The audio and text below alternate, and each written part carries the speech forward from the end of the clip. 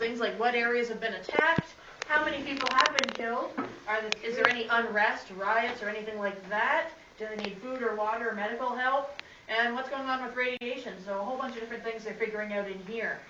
Now, one other thing to remember about this bunker is that it was active until the 1990s, so there is a little bit more modern technology.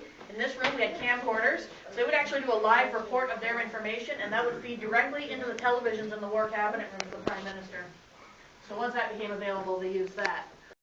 Now, was there ever a nuclear attack in North America? No. No. There were tests, but never an attack. So everything on here is hypothetical, it's not real. So on here, they'd be plotting every nuclear attack in Canada and the United States.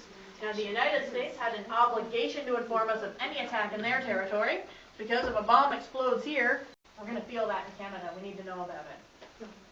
Now, that map over there on the opposite wall, those cones represent radioactive fallout. So once again, a nuclear bomb goes off, throws a lot of radiation into the air, and that blows in the wind to other areas. Now, prevailing winds in Canada typically blow to the east, so everything's going in that direction. Now, as you can see, spread a very long way and still be harmful. So everything on here is hypothetical, it's not real. Within the bunker, the Governor General would be the most important person.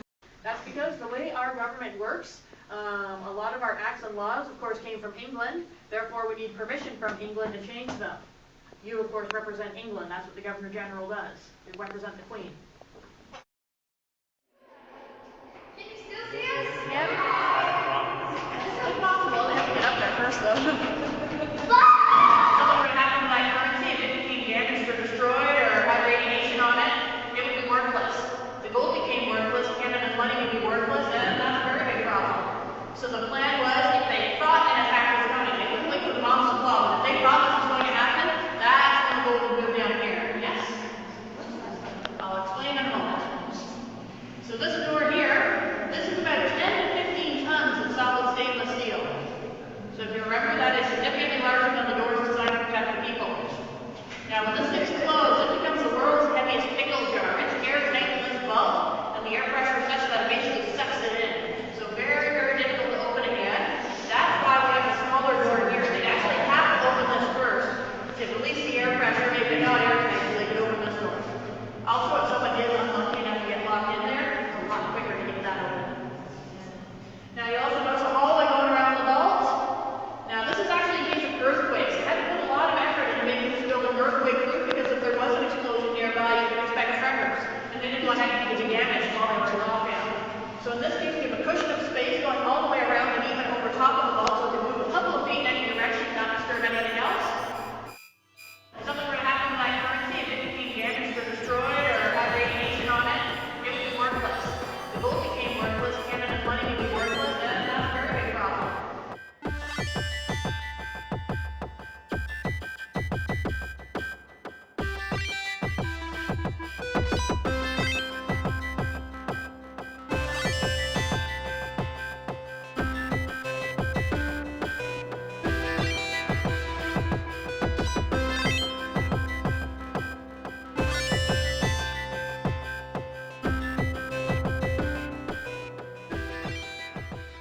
Oh yeah, there was a hotline to the president, even here in Canada. Red phones, you might recognize them from the movies, the red phones to Washington. There's a hotline to the United States government. And the blue phone over there, that would be, I'm not sure for which one, but for a prominent Air Force base in Canada.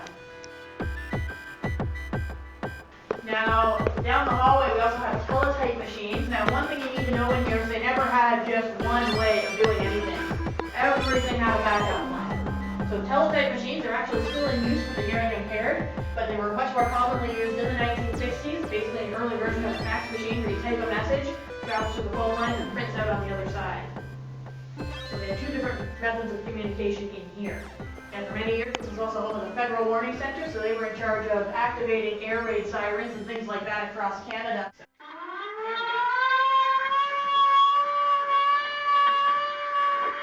It's another emergency broadcast by the Canadian Emergency Broadcasting System.